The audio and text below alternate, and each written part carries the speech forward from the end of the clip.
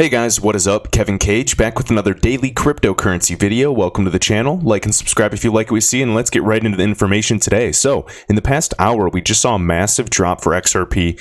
I know either people are freaking out or people are talking about, how they're happy about buying. I'm sure either way, some of you are frustrated, and I get it. But again, guys, I'm here for long term. I'm paying attention to the fundamentals, looking at the research. Really, the support, whether, 17 cents, 25 cents, you name it. XRP has been trending like that for a very long time. If you look at, I know this is the 4-hour chart, but if you look at, the past few years, besides the huge push up to about, $3.84 on the high end, which is a high estimate, you see what's coming. So again, guys, if price fluctuations are bothering you in the first place this much, you're either, overinvested, or you probably shouldn't be in the cryptocurrency space whatsoever. In, my opinion, not financial advice, but if you can't take this, you should definitely either not invest or go into some mutual funds and try to become more, maybe be more conservative. However, I personally believe with all the printing of the money that's going on, we're talking over 75 billion at least per day until October 10th that we've been seeing. This is artificial money. This is artificial pumping. I believe, and this can be a conspiracy for you guys, but I believe that what we're going to see is maybe a potential stock market all-time high, or at least a massive pump to the stock market before the next financial crash and or recession. Now, this artificial pump, could work in Trump's favor. I have no political opinion whatsoever. I'm just saying it could potentially work in his favor in the next election. And again, these pumps are not sustainable. They're only going to hurt the middle and lower class of the United States. I personally am, being very cautious with what I put in my 401k, my IRA. I keep everything in mind because legally, if there was some form of bailout, they could take a percentage of that. Now, always be careful who you trust and question their intentions. Take everything with a grain of salt. Always, always, always do your own research. Do not just sit on YouTube. Do not just sit on Twitter. Try to diversify. Read blogs. Read, information straight from the horse's mouth. And take everything with a grain of salt. So, even me, I have a vested interest. You guys know I'm invested into XRPs, and I believe and I'm betting that XRP will succeed long term. And what are my price expectations? Let's just say I at least believe easily that XRP will far exceed that $3 or $4 that we saw in 2017, 2018. I'm here for the long haul because I understand how XRapid works, how it functions, what needs to be done, and the progress that we're seeing is actually helping validate that for me, and why it's going to help propel price long term with the variety of the other big players and key players in the space looking to utilize XRP, or at the very least, the XRP ledger, such as R3. They have billions. Coil, they were just gifted $1 billion XRP, and they just processed over 10 billion transactions. SBI, one of the biggest bank consortiums in Japan. The Japanese, I think, are going to really lead this revolution, at least for XRP adoption, whether that's the money tap application between banks. Keep in mind, it is 61 banks, about 80% of the banking network in Japan, etc. Huge things ahead, guys. These prices, if it, goes to 22 cents, or even potentially I've, heard new people saying 18 to 19 cents for support, perhaps I'll buy a little then. And again, I know you only have so much money, so, what's wrong with just sitting here? Anything under $1, I think, is a mega steal. Whether that's 50 cents, whether you don't even break even until $1.20. In the scheme of things, when we're talking a year or even 5 years out, I believe that we will all be in the green. So again, some of you might want to sell. That's fine. I think that this market is going to do just fine with or without us retail investors speculating. Again, we add additional liquidity, which is great. And I think that we should be rewarded. Perhaps not. I know Ripple owes us nothing. But personally, I'm expecting to be very, very well rewarded in the years to come. Right here, just a little tweet I made because Binance US is launching. So basically just asking people to show some support. Tag Binance America asking for an XRP base pair so that there's additional liquidity, which is exactly what we need, even if it's on the retail side. So getting some good support. So thank you all that were retweeting, commenting, and even just creating your own tweets against, to get Binance US's attention. And what I want to go over here is Hodor, the one and only, one of the best bloggers. I really do like his information, and Galgatron. Some people hate it, and that's fine. But I always find this information valuable, and I'm so thankful for these two guys. So, all right. Big numbers, big money. Just kind of talking about the XRP use case. I want to go over the last part briefly. So let math be your guide. So guys, As we can see, each person that invests in digital assets by buying and holding is aiming to capitalize on the possibility that the value of the digital asset might increase over time. The most important measure of this probability comes from examining the use cases involved. For XRP, its use cases include numbers that require scientific notation. Correct, because the market share that it's attacking is valued in the trillions, not 1 trillion, trillions. Whether that's 10 trillion or even figures as high as 155 trillion for the cross-border industry, how much of that is actually necessary to tackle, I'm not sure.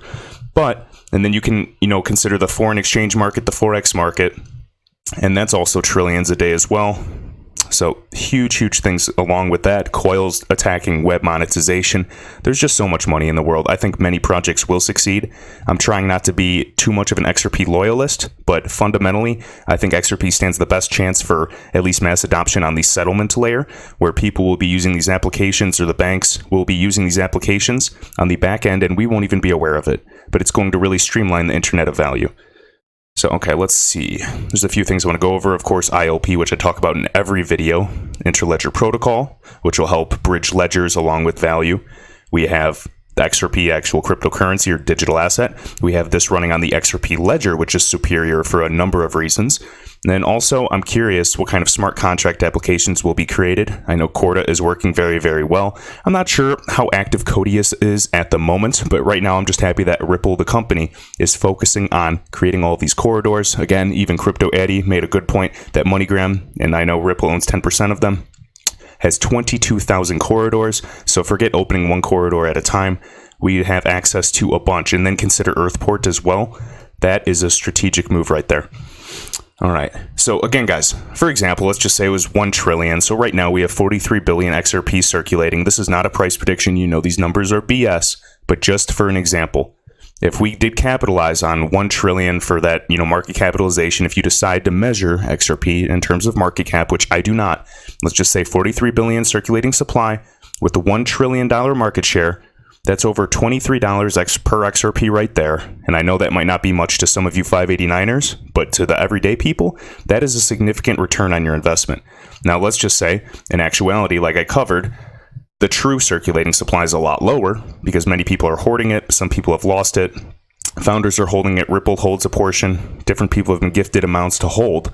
And obviously, they want to hold long term because if they actually see this high price, it's going to be very hard to move a high price, and it's easier and more liquidity to get your money and profits out when XRP is at a high price. So say it was 1 trillion divided by 20 billion, a 20 billion circulating supply. That's a $50 XRP right there. Now, how long would this take? I'm not sure, but I just want to show you guys whether it's $3, $20, $50. I've seen numbers to, $500 or even $5,000. It does not matter. I'm just saying that is a return on your investment regardless. It's definitely valued more than 25 cents, which is, when I'm recording this video today, I saw it dip to like 21 cents. It doesn't matter. These numbers are not affecting me. And they shouldn't affect you emotionally, and if they are, you should kind of get a checkup. So, you guys know, you have to understand how the ecosystem works, how certain groups are actually custodying these assets, how Coil will function, how R3 can settle trillions in the world of trade finance versus the mere billions or low trillions that XRapid is going to tackle. Please search the video Susie, it's SUSIE, from Esoteric Trading Solutions. Type that in on YouTube, Esoteric Trading Solutions, Susie XRP, $334. She's been in the financial markets for well over 20 years. She just talks about her point of view, and it's a really good PowerPoint presentation breaking down the mathematics in each year's growth based off of, market adoption. And I really like that. So, even if you did predict $10, guys, that is a massive return on your investment. Now, I'm not comfortable saying that's going to be worth thousands upon thousands of dollars, but if that were the case, there would be the necessary liquidity. The price would be so high eventually that it wouldn't even be able to be moved much, and then it would be a very good stable coin at a high value, which would be ideal for its actual use case. Now, you guys get the gist. I've been rambling about that, but I want to go over some other points in this article that are very good. So let's see, where should we go? So again, Hodor just starts talking about Stripe, the payments platform, the payment company, private, getting all kinds of funding, talking about, going public. Interesting, kind of comparing if Ripple would do the same. I found that to be interesting. general crypto news. We know about more derivatives market adoption, whether it's options or futures. And that is also good, of course, for the cryptocurrency space as a whole. And then again, guys, the strategy, you want to holding a volatile asset and then also hedging the risk by betting against it. That's a frequent way for people to, minimize financial exposure. Let's see some news. We already covered a lot of this in past videos. Interbank and Vitesse, however you pronounce it. This is a UK bank that they added on. So 2 new partners right after we saw the Ripple website update. And then right here, this is pretty cool. This is Marcus Treacher, SVP of Ripple, discussing, and basically some points that he wanted to make right here was basically the world has very big liquidity problem today. Of course, this is the movement of money. It is a catch-all term.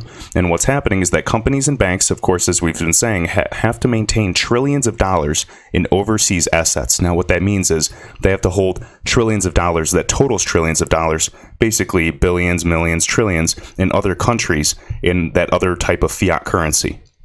All right, because they do not have the money to account for it. And the process to move funds today is very, very clunky. A lot of the messaging interfaces don't communicate well. Every organization does something different.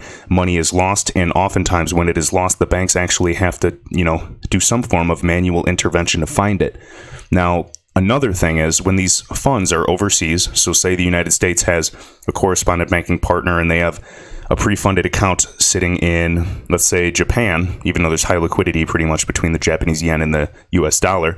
Let's just say that we have a bunch of money parked and it's as Japanese yen ready and sitting there. We're basically affected by the Japanese economy.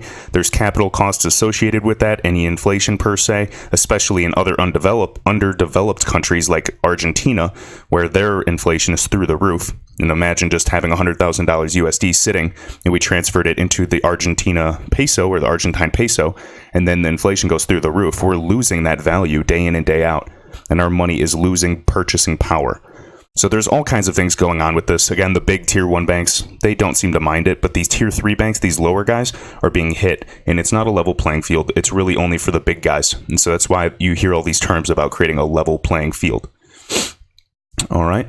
Creates an enormous drag on the economy. It's tied up trillions of dollars that could be put to better use, creating additional revenue streams or just other investments to gather capital and use your money to make money. How liquidity is delivered to the end user. We get that. We've talked about this a million times, so I feel like I'm just repeating everything for any newcomers. And then again, we've already talked about Ripple and why it's so disruptive. Typical legal matters, silly little lawsuits that I'm not concerned about. And then we already know the SEC, even if they don't have clarity, the rest of the world has agreed that XRP is not a security. It is literally an exchange/utility token.